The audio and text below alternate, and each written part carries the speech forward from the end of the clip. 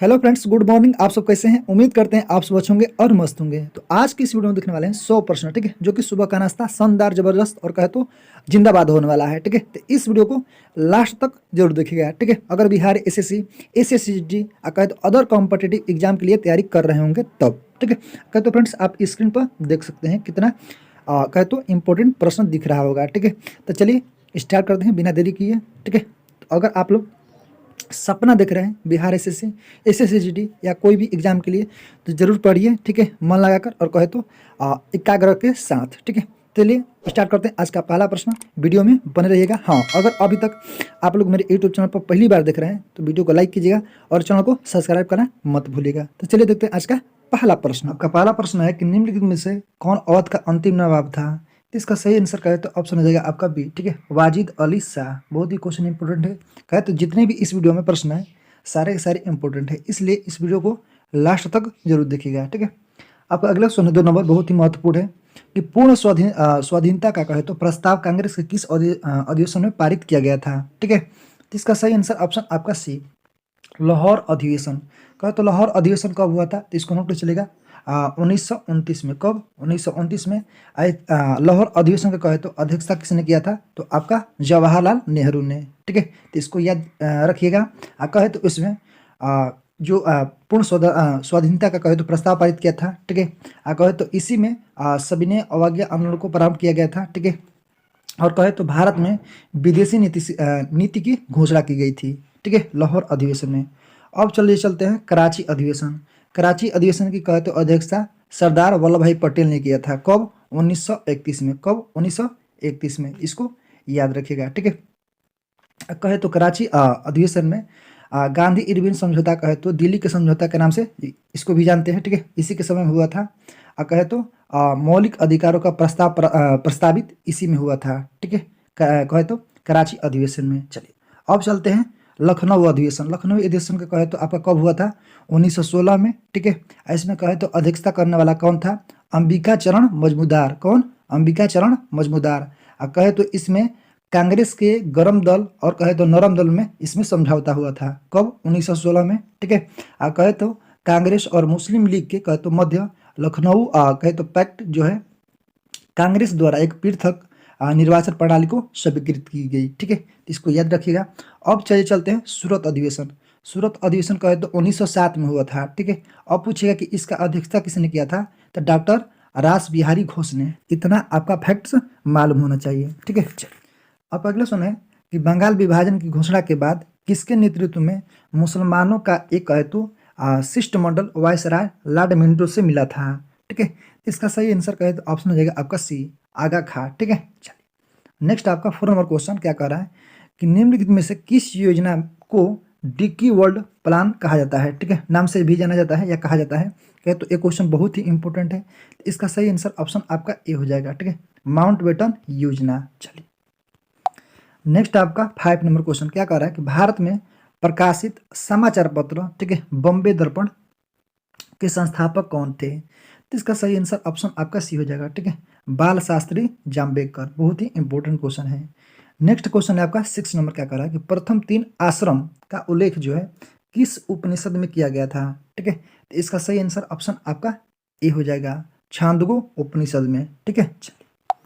Next आपका 7 number question क्या कह रहा है कि निम्नलिखित में से कहे तो कौन सा भारत में सबसे बड़ा हड़प्पकालीन, ठीक है, हड़प्पाकालीन स्थल है? तो इसका करेक्ट आंसर ऑप्शन आपका बी हो जाएगा, ठीक है, राखीगढ़ी। अब पूछिएगा कि राखीगढ़ी कहाँ है? तो राखीगढ़ी कहे तो हिसार जिला हरियाणा में है। कहाँ पर है? हिसार जिला में हरियाणा में है, ठीक है।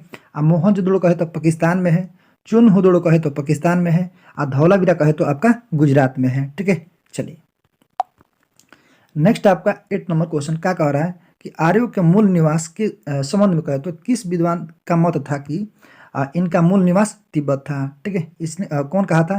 तो इसका सही आंसर ऑप्शन आपका सी हो जाएगा, ठीक है, दयानंद सरस्वती। चलिए नेक्स्ट आपका 9 नंबर क्वेश्चन क्या कह रहा है कि किस धर्म का यह मत था कि मोक्ष इस जीवन में भी संभव है? ठीक है, इसे प्राप्त करने के लिए मृत्यु आवश्यक नहीं है, ठीक है। किसने कहा था कि धर्म का यह मत है कि मोक्ष जो है इस जीवन में संभव है, इसे प्राप्त करने के लिए मृत्यु की आवश्यक नहीं है, ठीक है।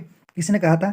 तो इसका सही आंसर ऑप्शन आपका बी हो जाएगा, बौद्ध धर्म। ठीक है, चलिए नेक्स्ट आपका क्वेश्चन 10 नंबर क्या कह रहा है कि अशोक ने किस अभिलेख में स्वयं को सम्राट कहा था, किस अभिलेख में? तो इसका सही आंसर ऑप्शन आपका सी हो जाएगा। ठीक है, हाब्रू कहे तो अभिलेख में। चलिए नेक्स्ट आपका 11 नंबर क्वेश्चन क्या कह रहा है कि दशा अवतार मंदिर जो है का निर्माण किस काल में हुआ था? ठीक है, दशा अवतार मंदिर, तो इसका सही आंसर ऑप्शन आपका ए हो जाएगा, गुप्त काल में। ठीक है, कब? गुप्त काल में।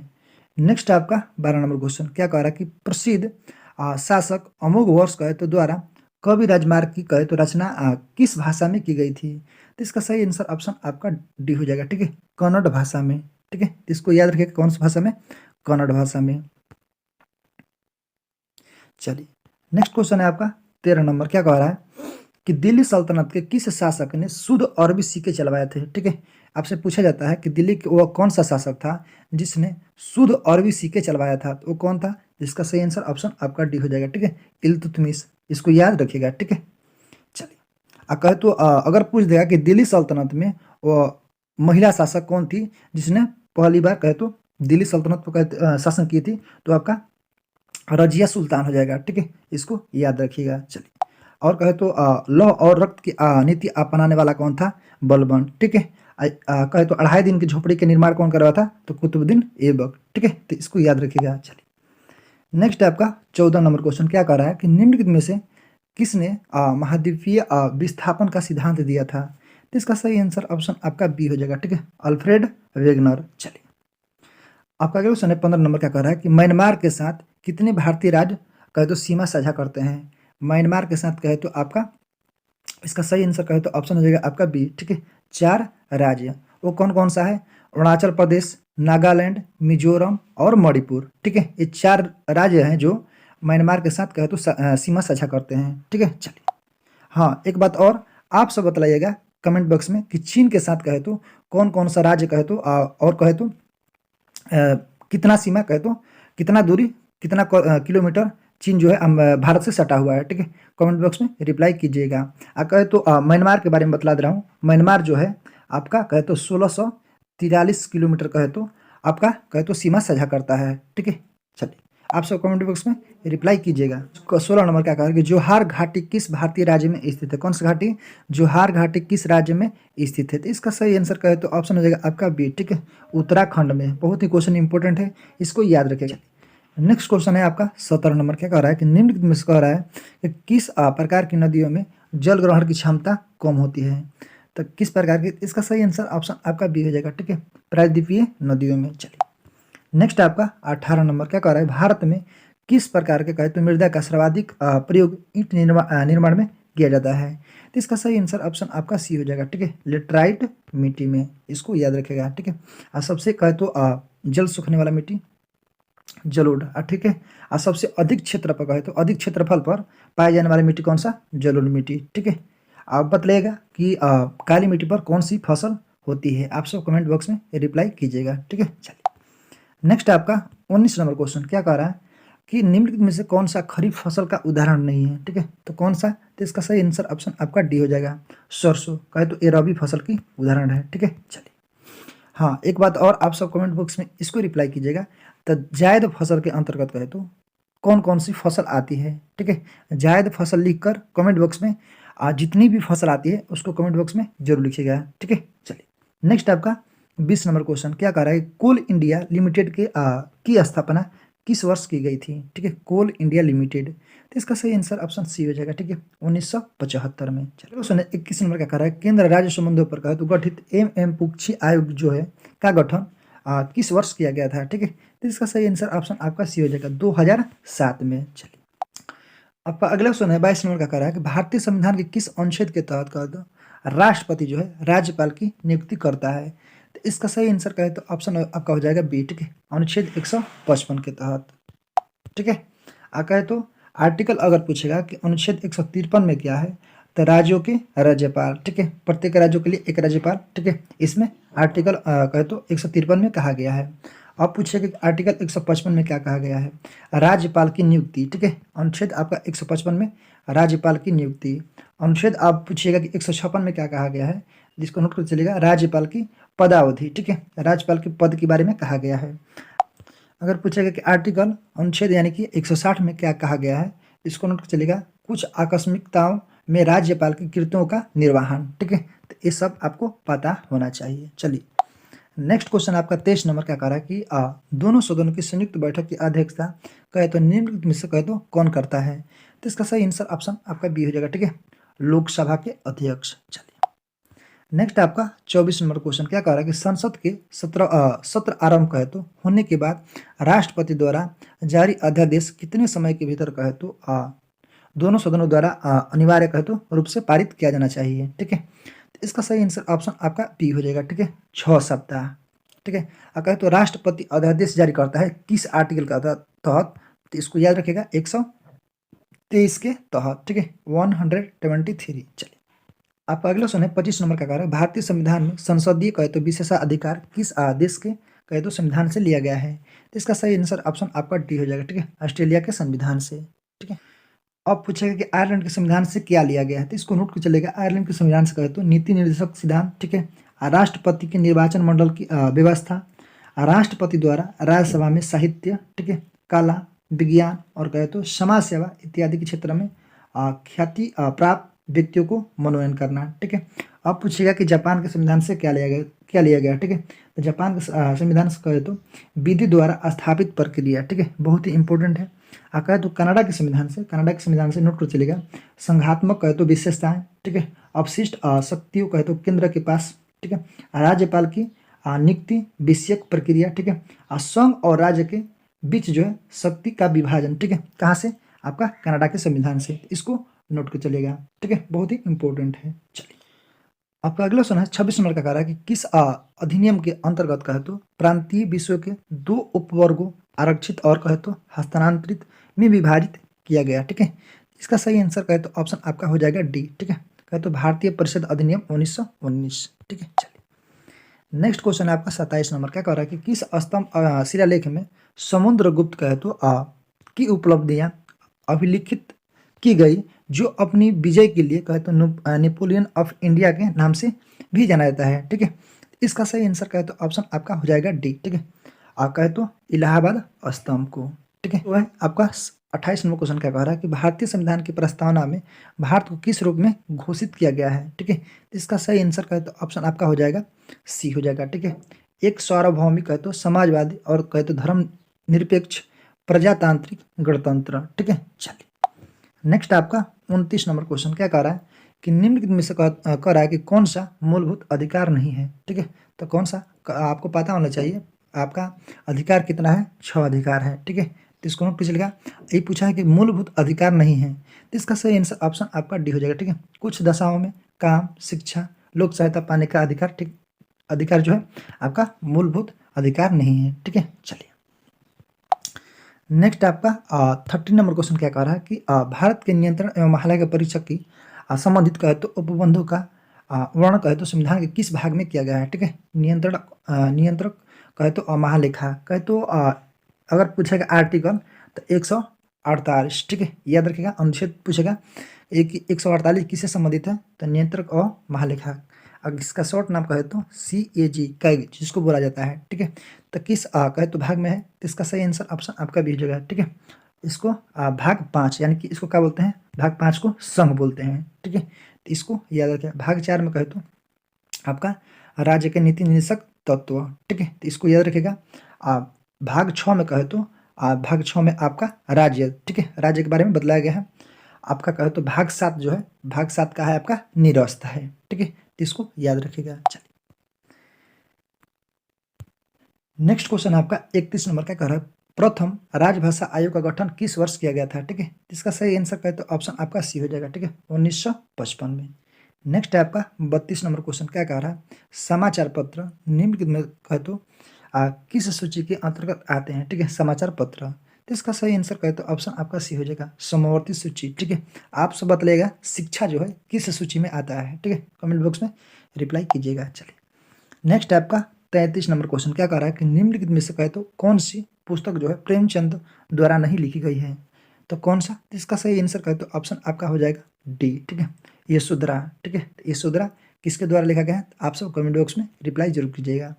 नेक्स्ट है आपका 34 नंबर क्वेश्चन, क्या कह रहा है कि अमजद अली खां जो है का संबंध किस वाद्य यंत्र से है? तो इसका सही आंसर ऑप्शन आपका हो जाएगा डी, ठीक है, सरोद से, ठीक है। चलिए नेक्स्ट है आपका 35 नंबर क्वेश्चन, क्या कह रहा है? ग्रे बुक जो है किस देश का सरकारी रिपोर्ट प्रकाशन दस्तावेज है? ठीक है, ग्रे बुक। तो इसका सही आंसर ऑप्शन आपका हो जाएगा कहे तो डी, बी और सी दोनों, कहे तो जापान और बेल्जियम।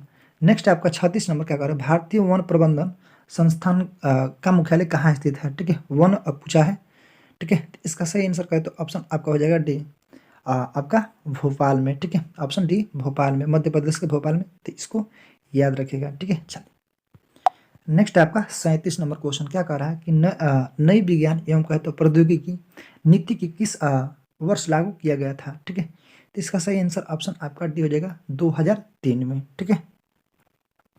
कब? 2003 में। नेक्स्ट आपका 38 नंबर, क्या कह रहा है कि 6 प्रमुख बैंकों का राष्ट्रीयकरण किस पंचवर्षीय योजना के दौरान किया गया था? तो इसका सही आंसर ऑप्शन आपका सी हो जाएगा छठी पंचवर्षीय योजना के अंतर्गत, ठीक है। चलिए नेक्स्ट आपका 39 नंबर, क्या कर रहा है? भारत में योजना आयोग का गठन किस समिति की सिफारिश पर कहे तो किया गया था? ठीक है, भारत में योजना आयोग का गठन। तो इसका सही आंसर ऑप्शन आपका ए हो जाएगा केसी नियोगी, ठीक है। तो इसको याद रखिएगा। कहे तो योजना आयोग का स्थापना कहे तो आपका 1950 में हुआ था, ठीक है, 1950 में। इसका अब नाम बदला गया है, ठीक है, योजना आयोग का नाम कहे तो अब नीति आयोग हो गया है, ठीक है। कब बदला है? आपका कहे तो 2015 में, ठीक है। इसका कहे तो प्रमुख कौन होता है? तो आपका पीएम होता है, पीएम मतलब प्रधानमंत्री। चलिए नेक्स्ट आपका 40 नंबर क्वेश्चन, क्या कर रहा है कि निम्नलिखित में से कहे तो कौन अप्रत्यक्ष कर के उदाहरण है? ठीक है, कौन? तो इसका सही आंसर ऑप्शन आपका डी हो जाएगा, कहे तो उपयुक्त सभी, सेवा कर, बिक्री कर और कहे तो सीमा शुल्क। नेक्स्ट आपका 41 नंबर क्वेश्चन, क्या कह रहा है कि यदि किसी अर्थव्यवस्था में अच्छी कहे तो और बुरी मुद्राएं के साथ कहे तो प्रचलन में है, तो बुरी मुद्राएं कहे तो अच्छी मुद्रा के प्रचलन से बाहर कर देती है। यह है किसके द्वारा कहा गया है? किस नियम के द्वारा? तो इसका सही आंसर ऑप्शन आपका हो जाएगा बी, ठीक है, ग्रेशम का नियम द्वारा। बहुत ही इंपॉर्टेंट क्वेश्चन है, ठीक है, अर्थव्यवस्था से है। चलिए नेक्स्ट आपका 42 नंबर क्वेश्चन, क्या कर रहा है कि निम्नलिखित में से कहे तो कौन ग्रीन हाउस गैस का उदाहरण नहीं है? इसका सही आंसर ऑप्शन आपका सी हो जाएगा, ठीक है, कार्बन मोनोऑक्साइड, ठीक है। चलिए नेक्स्ट आपका 43 नंबर क्वेश्चन, क्या कर रहा है कि निम्न में से कहे तो कौन दुर्बल जातियों कहे तो की उदाहरण है? इसका सही आंसर ऑप्शन आपका हो जाएगा ए, हिमचीता, ठीक है, हिमचीता जो है दुर्बल जातियों का उदाहरण है। चलिए नेक्स्ट है आपका 44 नंबर, क्या कर रहे हैं? कोणीय संवेग की बीमा जो है निम्नलिखित में से कहे तो में से क्या है? इसका सही आंसर ऑप्शन आपका हो जाएगा, इसका सही आंसर ऑप्शन आपका ए हो जाएगा, ठीक है, ml² टी के पावर -1, ठीक है। नेक्स्ट आपका 45 नंबर, क्या कह रहा है कि निम्नलिखित में से कहे तो कौन एक सदिश राशि नहीं है? तो कौन नहीं है? तो इसका सही आंसर ऑप्शन आपका ए हो जाएगा, विद्युत धारिता, जो कि सदिश राशि नहीं है। नेक्स्ट आपका 46 नंबर, क्या कह रहा है? यदि पृथ्वी की वर्तमान घूर्णन गति बढ़ा दिया जाए तो विषुवत रेखा पर कहे तो गुरुत्वीय त्वरण का मान क्या होगा? घट जाएगा, बढ़ जाएगा, पहले घटेगा फिर बाद में बढ़ेगा, या अपवर्तित रहेगा? आपसे पूछा है, तो इसका सही आंसर ऑप्शन आपका ए हो जाएगा, ठीक है, घट जाएगा। नेक्स्ट आपका 47 नंबर, क्या कह रहा है? प्रकाश के एक माध्यम से दूसरे माध्यम में जाने पर निम्न में से क्या नहीं बदलता है? तो इसका सही आंसर कहे तो ऑप्शन आपका हो जाएगा बी, ठीक है, आवृत्ति, जिसको बोलते हैं अंग्रेजी में फ्रीक्वेंसी, ठीक है। चलिए नेक्स्ट आपका 48 नंबर क्वेश्चन बहुत ही महत्वपूर्ण है। हीरा में कौन सा प्रसंस्करण कहे तो पाया जाता है? इसका सही आंसर ऑप्शन आपका ए हो जाएगा, ठीक है, SpQ। नेक्स्ट आपका 49 नंबर, कह रहा है कि चिली कहे तो साल्ट पीटर का रासायनिक सूत्र कहे तो रासायनिक रूप है कौन सा? तो इसका सही आंसर ऑप्शन आपका बी हो जाएगा, ठीक है, NaNO3, ठीक है, NaNO3। इसको याद रखिएगा। लास्ट प्रश्न है 15 नंबर क्वेश्चन, आपको कमेंट बॉक्स में इसका रिप्लाई करना है, बहुत ही महत्वपूर्ण है। अमरवेल जो है निम्न में से कहे तो किसका उदाहरण है? ठीक है, स्वपोषी, मृत जीवी कहे तो परजीवी और कहे तो परपोषी। आपको कमेंट बॉक्स में इस प्रश्न का रिप्लाई करना है, ठीक है। चलिए कुछ देखते हैं महत्वपूर्ण फैक्ट्स, तो वीडियो में बने रहिएगा, ठीक है। जो लास्ट फैक्ट्स बतलाते हैं कहे तो आपका जड़ी बूटी है, ठीक है, जो जड़ी बूटी आपका कहे तो पी लेने के बाद आपका जीवन धन्य हो जाएगा। तो चलिए धन्य करने के लिए वीडियो में बने रहिएगा। भारत के पड़ोसी देश एवं कहे तो संबंधित राज्यों के साथ लगी लंबी सीमा, ठीक है। तो चलिए देखते हैं। देखिए बांग्लादेश जो है किस राज्य से कहे तो सबसे लंबा अधिक सीमा बनाता है? पश्चिम बंगाल से। कितना? आपका 2216 किलोमीटर, ठीक है। अगर पूछ देगा कि भारत के साथ बांग्लादेश कितना सीमा बनाता है, तो 40 आपका 96 किलोमीटर, ठीक है। सबसे अगर पूछेगा कि भारत के साथ सबसे अधिक सीमा बनाने वाला कौन सा आपका देश है, तो बांग्लादेश, ठीक है। इसको याद रखें कितना, 40-96 किलोमीटर, ठीक है। अब पूछा है आपसे कहे तो चीन से कहे तो आपसे सबसे ज़्यादा लगने वाला राज्य कौन सा है, तो अरुणाचल प्रदेश, ठीक है। कितना, 1080। पाकिस्तान के साथ कहे तो लगने वाला राज्य कौन सा है, आपका राजस्थान, कितना, 1070 किलोमीटर। नेक्स्ट आपका नेपाल के साथ कहे तो उत्तर प्रदेश सबसे ज़्यादा लगता है, कितना, 651 किलोमीटर। म्यांमार के साथ पूछेगा कौन सा राज्य, तो अरुणाचल प्रदेश का, कितना, आपका 520 किलोमीटर। भूटान के साथ पूछेगा कौन सा राज्य, तो असम, ठीक है। कितना, तो 286 किलोमीटर। तो इसको याद रखिएगा, ठीक है, बहुत ही क्वेश्चन इंपॉर्टेंट है। अब चलिए चलते हैं थोड़ा सा भारत के साथ पड़ोसी देशों की सीमा की लंबाई और कहे तो पड़ोसी देशों के साथ लगी राज्यों और केंद्र शासित प्रदेशों की संख्या, ठीक है। आपका पहला है बांग्लादेश, ठीक है। बांग्लादेश का है तो कितना किलोमीटर सटा हुआ है भारत से, 40-96 किलोमीटर। कहे तो 5 राज्य लगता है, ठीक है। तो कौन कौन, इसको नोट चलेगा, असम, मेघालय, मिजोरम, त्रिपुरा और वेस्ट बंगाल, ठीक है। तो इसको याद रखेगा, 5 राज्य।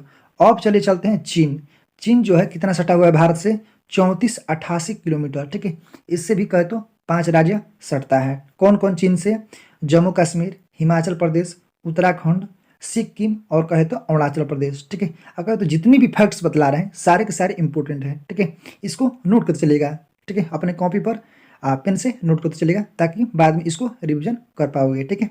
अब चलिए चलते हैं पाकिस्तान कहे तो कितना किलोमीटर सटा हुआ है, आपका 33-23 किलोमीटर, ठीक है। इससे भी कहे तो 5 राज्य सटा हुआ है। कौन कौन, तो इसको नोट कर चलेगा। पाकिस्तान से पूछेगा तो गुजरात, राजस्थान, पंजाब और कहे तो जम्मू कश्मीर, ठीक है। अब चलिए चलते हैं नेपाल से। नेपाल कितना सटा हुआ है भारत से, कहे तो 1751 किलोमीटर। इससे भी कहे तो 5 राज्य सटा हुआ है, ठीक है, नेपाल से। अब पूछेगा कौन कौन, तो उत्तर प्रदेश, बिहार, पश्चिम बंगाल, सिक्किम और उत्तराखंड, ठीक है। अब चलिए चलते हैं म्यांमार से पूछेगा कितना किलोमीटर, तो 1643 किलोमीटर, ठीक है। कितना राज्य, तो 4 राज्य, ठीक है। तो म्यांमार से पूछेगा तो अरुणाचल प्रदेश, ठीक है, नागालैंड, मिजोरम और मणिपुर, ठीक है। अब चलिए चलते हैं भूटान से कहे तो भूटान कितना सटा हुआ है, 699 किलोमीटर, ठीक है। कितना राज्य, 4 राज्य। तो भूटान से सिक्किम, असम, पश्चिम बंगाल और कहे तो अरुणाचल प्रदेश, ठीक है। अफगानिस्तान अगर पूछेगा कि वह कौन सा देश है जो भारत के साथ सबसे कम सीमा साझा करता है, ठीक है, अगर पूछ देगा तो आपका अफगानिस्तान होगा, ठीक है। तो कितना, 106 किलोमीटर। कहे तो एक राज्य इससे सटा हुआ है, ठीक है, कौन सा, सॉरी, एक आपका यूटी, ठीक है, जम्मू कश्मीर, ठीक है। इसको नोट चलेगा। अगर इसको जोड़िएगा, ठीक है, अगर इसको जोड़िएगा स्थलीय सीमा का 15,000, ठीक है, 15,000 कहे तो 106.7 किलोमीटर, ठीक है। इसको याद रखिएगा, ठीक है, बहुत ही इंपॉर्टेंट फैक्ट्स आपको बतला दिए, ठीक है। नेक्स्ट है आपका कि भारत स्थित है, ठीक है, कहाँ, तो उत्तरी अक्षांश एवं कहे तो पूर्वी देशांतर के बीच में, ठीक है। अगर क्षेत्रफल की दृष्टि से पूछे भारत का विश्व में स्थान कौन सा है, तो 7वां, ठीक है। इसको याद रखिएगा। भारत का क्षेत्रफल संपूर्ण विश्व का क्षेत्रफल का कितना है, 2.42%। नेक्स्ट है भारत का उत्तर से दक्षिण विस्तार कितना है, तो 32-14, ठीक है। भारत के पूर्व से पश्चिम विस्तार पूछेगा तो 29-33 किलोमीटर, ठीक है। और पूछेगा कि भारत की जलीय और समुद्री कहे तो सीमा के संबंधित देशों की संख्या कितना है, तो 7 है, ठीक है। भारत की जल एवं स्थल सीमा से लगे देशों की संख्या कहे तो 3 है, बांग्लादेश, म्यांमार और कहे तो पाकिस्तान। नेक्स्ट है भारत और पाकिस्तान के मध्य रेखा क्या कहते हैं, रेड क्लिफ रेखा कब घोषित किया गया था, 1947 में, ठीक है। भारत एवं चीन के मध्य रेखा कहे तो मैकमोहन रेखा कब, 1914 में। अब नेक्स्ट है कि भारत एवं अफगानिस्तान के मध्य रेखा कहे तो डूरंड रेखा 1896 में, ठीक है। नेक्स्ट आपका भारतीय मानक समय रेखा गुजरती है कितने राज्यों से, 5 राज्यों से, ठीक है। उत्तर प्रदेश, मध्य प्रदेश, छत्तीसगढ़, उड़ीसा और आंध्र प्रदेश, ठीक है। कर्क जो रेखा है भारत के 8 राज्यों से होकर गुजरती है, ठीक है। इसका एक ट्रिक होता है मित्र पर गामछा झार, ठीक है। याद रखिएगा, राजस्थान, गुजरात, मध्य प्रदेश, छत्तीसगढ़, झारखंड, पश्चिम बंगाल, त्रिपुरा और मिजोरम, ठीक है। ये कर्क रेखा से गुजरने वाली राज्य हैं, ठीक है। चलिए अब नेक्स्ट देखते हैं, भारतीय उपमहाद्वीप में शामिल देशों की संख्या कितना है? 5। भारत, पाकिस्तान, बांग्लादेश और कहे तो नेपाल, भूटान। ठीक है। अब पूछेगा कि असम एवं अरुणाचल प्रदेश के मध्य सीमा बनाती है कौन सी नदी? संकोश नदी। ठीक है। और नेक्स्ट पॉइंट है कि भारत और नेपाल के मध्य सीमा बनाती है कौन सी नदी? आपका काली नदी। ठीक है। इसके चलते कहे तो भारत और नेपाल में विवाद बना रहता है। ठीक है। अब नेक्स्ट है आपका, भारत एवं म्यांमार को अलग करती है कौन सी पहाड़ी? पटकाई बुम की पहाड़ी। ठीक है, याद रखिएगा, ऐसे पूछा जाता है। भारत एवं म्यांमार को अलग करती है कौन सी? पटकाई की पहाड़ी। देखिए, अगर पूछेगा कि तीनों ओर से बांग्लादेश से घिरा भारतीय राज्य कौन है? तो त्रिपुरा। ठीक है, त्रिपुरा एक ऐसा राज्य है जो बांग्लादेश से तीनों तरफ से घिरा हुआ है। ठीक है। देखिए, नेक्स्ट पॉइंट है, लास्ट पॉइंट है आज का, भारत का सबसे दक्षिणतम बिंदु कौन सा है? तो इंदिरा पॉइंट। ठीक है। अगर पूछ देगा कि सबसे उत्तर बिंदु कौन सा है? तो आपका इंदिरा कॉल। ठीक है, जो कि जम्मू कश्मीर में पड़ता है। फ्रेंड्स, ये रहा आज का महत्वपूर्ण प्रैक्टिस सेट। आप सब कमेंट बॉक्स में रिप्लाई कीजिएगा। ठीक है, आपको आज का प्रैक्टिस सेट देखकर, आप पढ़कर, ठीक है, और समझकर कैसा लगा कमेंट बॉक्स में रिप्लाई कीजिएगा। हाँ, एक प्रश्न पूछे हुए हैं, उस प्रश्न का जवाब कमेंट बॉक्स में रिप्लाई कीजिएगा। ठीक है। आपका कोई भी बात हो, ठीक है, राय हो, तो उसको कहे तो कमेंट बॉक्स में, या कहे तो टेलीग्राम से अभी नहीं तो जुड़े हैं, ठीक है, तो जाकर जुड़ जाइए, वहाँ पर हमसे बात कर सकते हैं कोई भी प्रश्न से, ठीक है, रिलेटेड। चलिए फिर मिलते हैं नेक्स्ट वीडियो में। आज के लिए जय हिंद, जय भारत।